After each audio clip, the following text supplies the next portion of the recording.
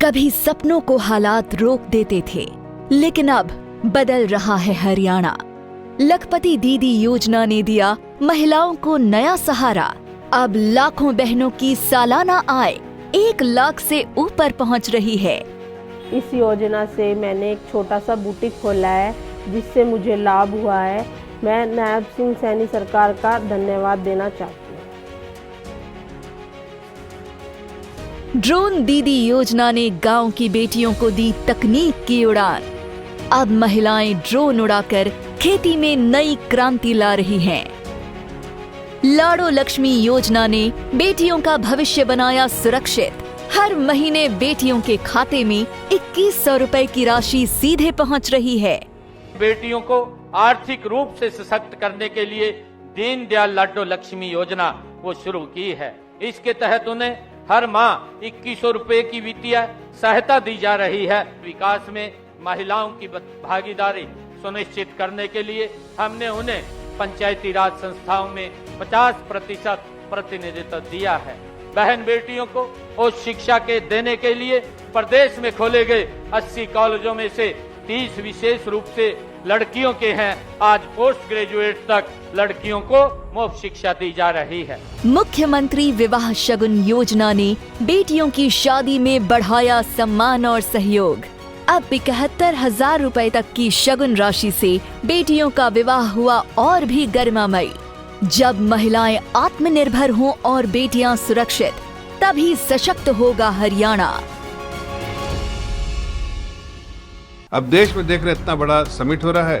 G20 में भी इस तरह की हरकतें की थी और आज भी इस तरह की नापाक हरकतें जो कांग्रेस पार्टी ने की, इससे समझ में आता है उनकी साजिश एक ही है कि देश जो आगे बढ़ रहा है उनको पेट में दर्द होता है, तकलीफ होती है और उनके इरादे जो है बहुत घिनौने हैं। कहीं न कहीं दर्शाता है कि देश को अपमानित करना कांग्रेस की राजनीति है। देश उनके लिए सर्वोपरि नहीं बल्कि 10 जनपद सर्वोपरि है। इसलिए 10 जनपद की जो मानसिकता है वो आज पूरे देश को कहीं न कहीं एम्बैरेस कर रही है। उन्होंने जिस तरह से देश को अपमानित करने का काम किया है, उससे समझ में आता है कि 10 जनपद कहीं नहीं चाहती है कि देश आगे बढ़े, बल्कि देश को नीचे गिराना चाहती है। सबको पता है कि देश आगे बढ़ रहा है।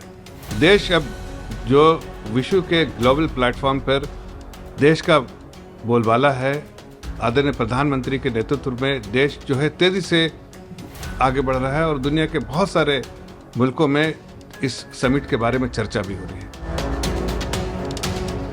देखिए, झारखंड में जिस तरह की सरकार हेमंत सोरेन की चल रही है, उसमें करप्शन जो है एकदम अपने चरम सीमा पे पहुंच चुकी है।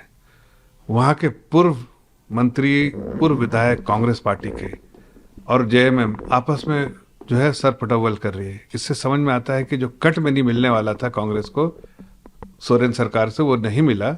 और आज जिस तरह का रंगदारी हो रही है कांग्रेस के पूर्व विधायक और पूर्व मंत्री के द्वारा, उसके लिए उनको हिरासत में लिया गया है। तो क्या हेमंत सोरेन इस बात को बताएंगे कि कट मनी नहीं मिला इसलिए वो हिरासत में लिए गए और इसलिए वो रंगदारी कर रहे हैं और वहां पर उपद्रव मचाए हुए हैं, या फिर हेमंत सोरेन को ये जवाब देना पड़ेगा कि अपने ही सहयोगी दल के साथ जब आप उनको हिरासत में लेते हैं तो समझ में आता है कि वहाँ का लॉ एंड ऑर्डर बिल्कुल खत्म है। सरकार जिस पार्टी की है उसी के अगर पूर्व मंत्री और पूर्व विधायक अगर वहाँ पर इस तरह का करप्शन और इस तरह का हनन माफिया बन के वहाँ प्रदेश को जल जंगल और जो वहाँ पर लूटपोट का काम चल रहा है, उससे समझ में आता है कि वहाँ पर ना लॉ एंड ऑर्डर सिचुएशन है, बस सरकार जो लूटने के लिए पड़ी हुई है। और कहीं ना कहीं हेमंत सोरेन को इस बात का जवाब देना पड़ेगा कि क्या कांग्रेस पार्टी, अब वो भी बिलीव करते हैं, इस बात को यकीन हो गया उनको भी कि कांग्रेस पार्टी अगर कट मनी नहीं मिला या फिर करप्शन नहीं कर पाई तो अपने ही सरकार के खिलाफ खड़े हो जाते हैं। यूथ कांग्रेस का जो चेहरा आज दिख रहा है, एआई समेत जहां देश भर के तमाम लीडर्स मौजूद हैं, विश्व भर के तमाम लीडर्स मौजूद हैं, वहां पर ऐसे इंपॉर्टेंट जगह पर शर्टलेस होकर प्रदर्शन कर रहे हैं। मोदी के नारे, मोदी मोदी नारे इस तरीके के लग रहे हैं। क्या कहेंगे इस पूरे जो परिस्थिति बन रही है वहां पर? देखिए, ये कहीं ना कहीं दर्शाता है कि देश को अपमानित करना कांग्रेस की राजनीति है। देश उनके लिए सर्वोपरि नहीं बल्कि 10 जनपद सर्वोपरि है। इसलिए 10 जनपद की जो मानसिकता है वो आज पूरे देश को कहीं ना कहीं एम्बेरस कर रही है। पूरा विश्व और विश्व के बड़े लीडर्स आज इस देश में आए हैं और पूरे दुनिया में एआई समिट की चर्चा हो रही है और इसके इम्पैक्ट के बारे में दुनिया में बात हो रही है। लेकिन कांग्रेस पार्टी 10 जनपद और उसके युवा जितने नेता है, उन्होंने जिस तरह से देश को अपमानित करने का काम किया है, उससे समझ में आता है कि 10 जनपद कहीं नहीं चाहती है कि देश आगे बढ़े, बल्कि देश को नीचे गिराना चाहती है।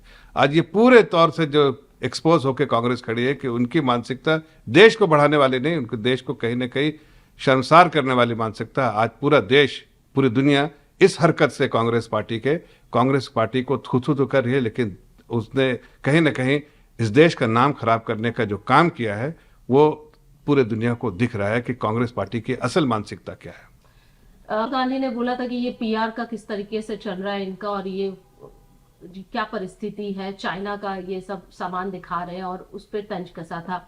उसके बाद शशि थरूर फेवर कर रहे हैं, वो कह रहे हैं कि इतना बड़ा समिट है, थोड़ा मोड़े चीजें होती रहती है, इसको मतलब हमें नजरअंदाज करना चाहिए। 2 तरीके के बयान आ रहे हैं, लेकिन ठीक उसके बाद कांग्रेस का ये व्यवहार क्या लगता है? देखिए, ये साजिश है। सबको पता है कि देश आगे बढ़ रहा है।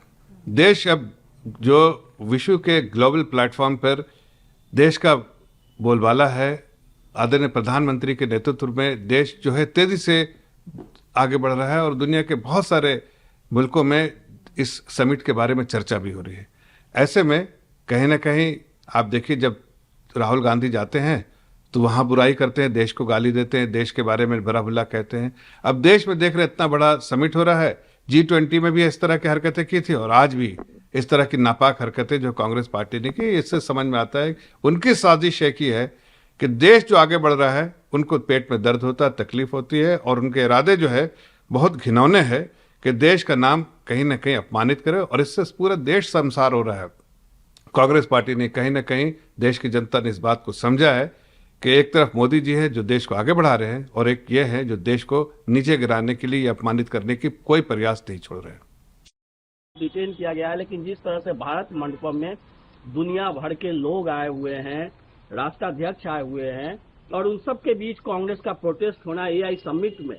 देखिए, ऐसा है कि कांग्रेस कुंठा से ग्रसित हो चुकी है और भारत का विकास नरेंद्र मोदी जी के नेतृत्व में जो हो रहा है और जिसको दुनिया सराह रही है, विश्व के सभी नेता भारत में आने के लिए ललायित रहते हैं। तो भारत का प्रगति जो है इस कालखंड का, इन लोग को ये ग्रहण नहीं हो रहा है। इसलिए एक गद्दारी वाला जो गतिविधि हो सकता है देश के साथ, यही सोच और मानसिकता और कृत के साथ कांग्रेस पार्टी भारत में आज के दिन में राजनीति कर रही है। दुर्भाग्यपूर्ण है और जितनी भर्त्सना और निंदा की जाए उनके नीतिकारों की, वो कम है और कड़ी से कड़ी सजा ऐसे उपद्रवियों को मिलना चाहिए।